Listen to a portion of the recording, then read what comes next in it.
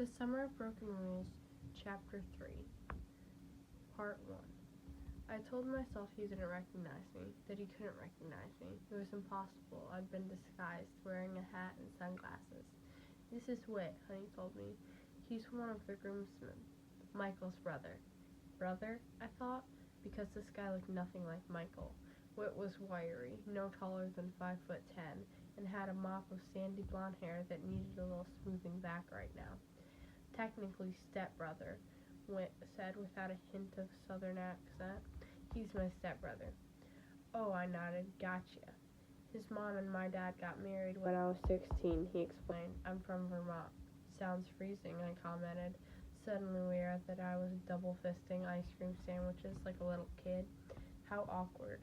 I hid my hands behind my back to drop them, hoping I could be subtle about it. Freezing. Whit tilted his head to give me a look. Aren't you from upstate New York? My spine straightened. How do you know that? He gestured at my grandparents, who had silently disappeared and now were heading toward the deck, where Sarah and Michael were whispering to each other. Their announcement, I wondered again. When is it? What else did they tell you? I asked Whit in a harsher voice than I'd intended. It just sounded like he'd been briefed or something. And though I loved her, I wouldn't put it past Honey to spill the whole story about Ben. Relax, officer, he said, putting up his hands. Not much. You're Meredith Fox, you're 18, you'll be a freshman at Hamilton College this fall. Just the bare-bones basics. He smiled. That okay? I didn't respond, instead turning away so that my body wasn't angled directly toward his. My stomach swooped, a feeling so unfamiliar and uneasy, because his grin was the type of imperfect, crooked grin that made you want to grin back. And his eyes, if you look past the dark bruise, they were straight out of one of the fantasy novels that Claire and I had loved so much.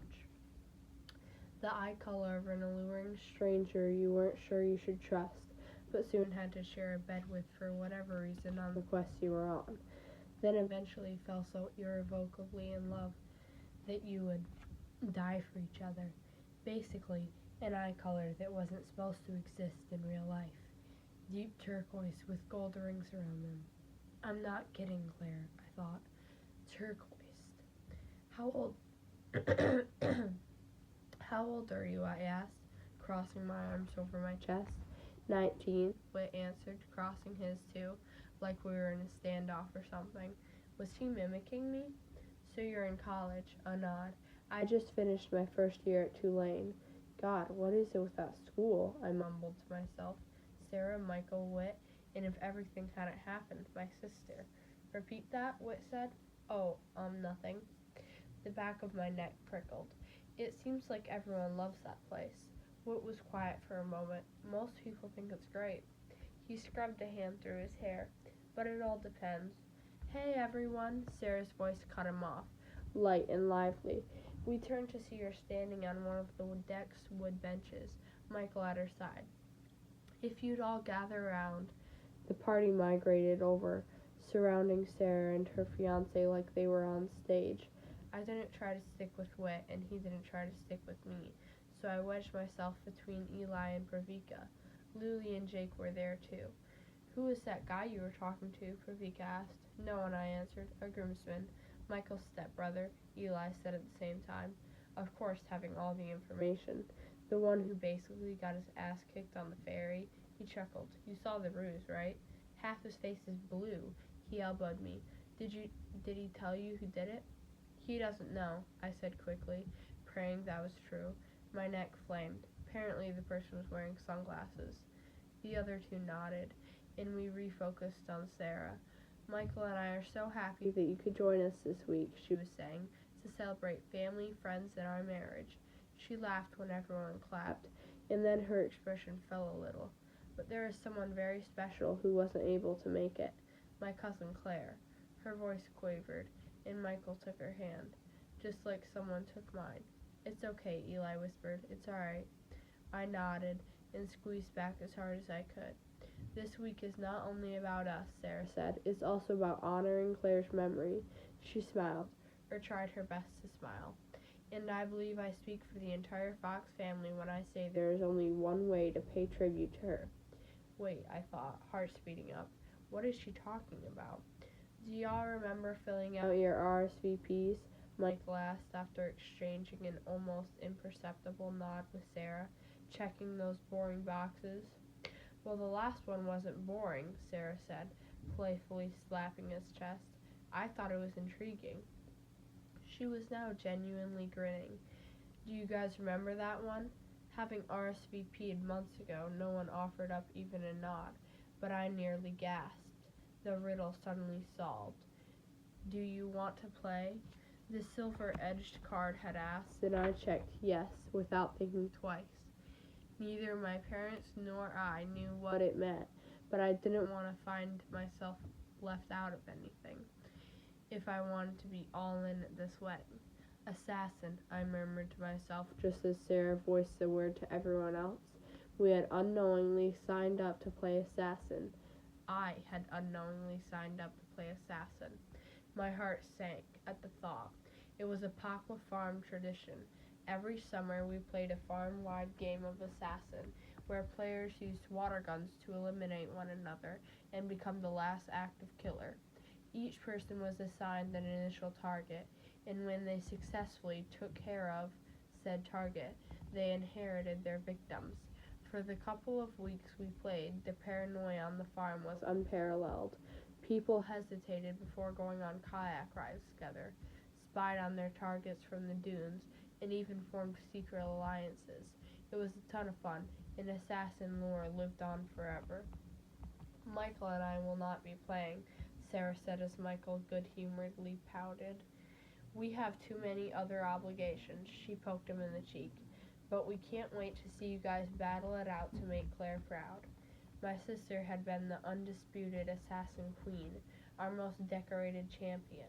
She had taken assassin so seriously that she had multiple weapons, a water handgun, a super soaker, and some jetpack-looking high-pressure soaker with pump action and multiple nozzles. As I shifted from one foot to the other, Sarah and Michael handed off the torch to our assassin commissioners. Wink and Honey, of course, I realized. That's why they knew everything ahead of time. My grandparents had retired from being active assassins several years ago, and now oversaw the entire game as officials. They made the initial assignments, and whenever you eliminated someone, you reported the kill to them. Any disputes between competitors, any close calls, the commissioners made the final judgment. For those of you who are new to the game, Honey said, there are only 3 rules. She held up 3 fingers for emphasis. Number 1, gameplay is 24 hours a day. 24 hours a day, I heard someone say? When are we supposed to sleep? Naturally, Wink and Honey ignored this. Number 2, Wink said, gameplay only occurs outdoors. Michael's sister raised her hand, and when my grandfather pointed at her, she asked, what constitutes outdoors? Porches, decks, a patio.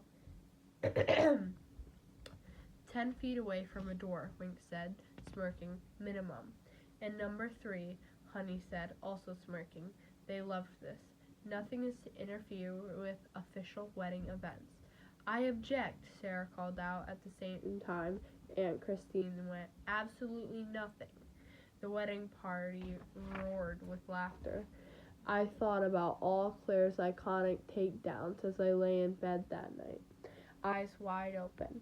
It wasn't Dad's snoring that was keeping me awake, or Loki whining in his sleep, or even the kitchen sink's dripping faucet. No, I could sleep through those, but I couldn't sleep here, in the annex's bunk room, without my sister. It always felt so small for 2 people. But now it seemed too big for only me, way too big, and lonely. Claire, I whispered, and when she didn't answer, I pushed back my quilt and slid down to the floor. Meredith, I heard my mom call from the other room, half asleep. I'd landed on a creaking floorboard. That you? Bathroom, I quietly called back, then slipped on flip-flops and a sweatshirt. The vineyard's temperature dipped at night. But instead of going through the back door toward the woods in the outhouse, I switched on my phone flashlight and crept out the front. I didn't know where I was going, really, just on a walk. There was a sweet and salty breeze tonight, so I inhaled deeply and tipped my head back to gaze up at the stars. They were luminous. Maybe I'll go to the big house, I thought, sleep in Honey's hammock. Except for Claire's, every bed on the farm was taken for the wedding. Jake and Luli's family had moved out of Morehouse to make room for the Duprees.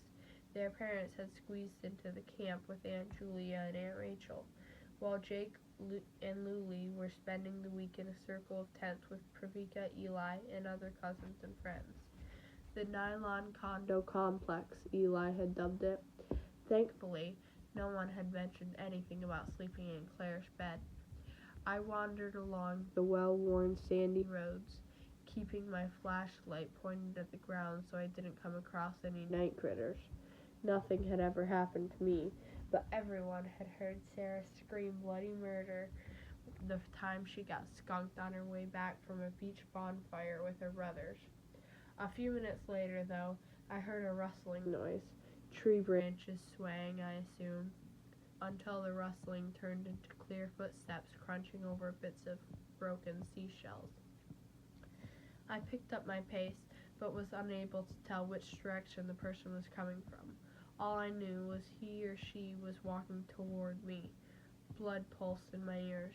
I'd never been scared on the farm before. I didn't know how to react. My first impulse was to scream, but it was like my mouth had been sewn shut. Then I considered running off into the night, skunks be damned, but my body had gone rigid.